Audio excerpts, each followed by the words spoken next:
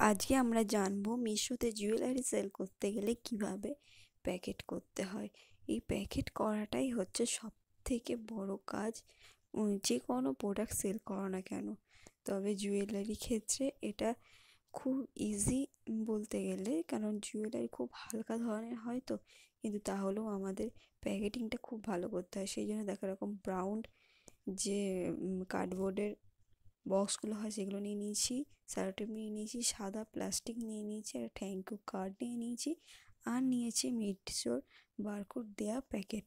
তো চলো তোমাদের সঙ্গে প্যাকেট করে দেখায়। তো ফার্স্টে আমি এরকম একটা কার্ডবোর্ড নিয়ে দুই সাইডটা কেটে নিচ্ছি, কারণ এটার সঙ্গে যে হারটা তৈরি করেছি সেই হারটা এর মধ্যে সেট করে তারপরে সাদা পলিথিনটার মধ্যে ঢোকাতে হবে।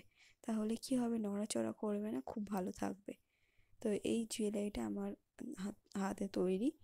তো এই ধরনের জুয়েলারি তোমরা হাতে তৈরি করে সেল করতে পারো, খুব ভালো প্রফিট আছে। আর এই ধরনের ভিডিও যদি তোমরা দেখতে চাও অবশ্যই আমাকে কমেন্ট করবে। আমি বেশি দিন হয়নি, আমি রিসেন্ট এই বিজনেসটা স্টার্ট করেছি, তো খুব ভালো। তোমরা এখন একটা সুবিধা হয়েছে, কোনো জিএসটি লাগবে না, মিশোতে তোমরা জিএসটি ছাড়া সেল করতে পারবে। তো দেখো আমার এই প্লাস্টিকটাই বড়া হয়ে গেছে। এবার এটাকে ভাঁজ করে দেবো, যাতে আমার প্লাস্টিকটা বড় ছিল সেই জন্য ভাঁজ করে দিচ্ছি, দিয়ে এই আঠাটা থাকে আঠাটা আমি আটকে দেব।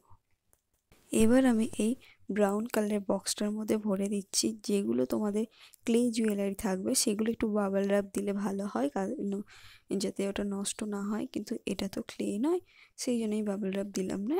এটা এরকমই ভালো থাকবে। তো এবার আমি থ্যাংক ইউ কার্ডটা দিয়ে দিচ্ছি, ভুলে গেছিলাম প্রথমে দিতে। তো এইটা দেওয়া ভালো, দিলে যে 5 রেটিংটা থাকে সেই রেটিংটা তাদের দেওয়ার কথা মনে পড়ে। এবার আমি এখানটা একটা ছোট্ট করে সার্টিফ দিয়ে দিচ্ছি। হ্যাঁ, এটা যেহেতু আবার মিশোর বারকোডগুলো প্লাস্টিকের মধ্যে ঢোকাবো, সেটা না দিলেও হয়, আমি একটু দিয়ে দিলাম। তো এই দেখো প্লাস্টিকে আমার ঢোকানো হয়ে গেছে। এইভাবে প্লাস্টিক করলে কোনো ভয় থাকবে না।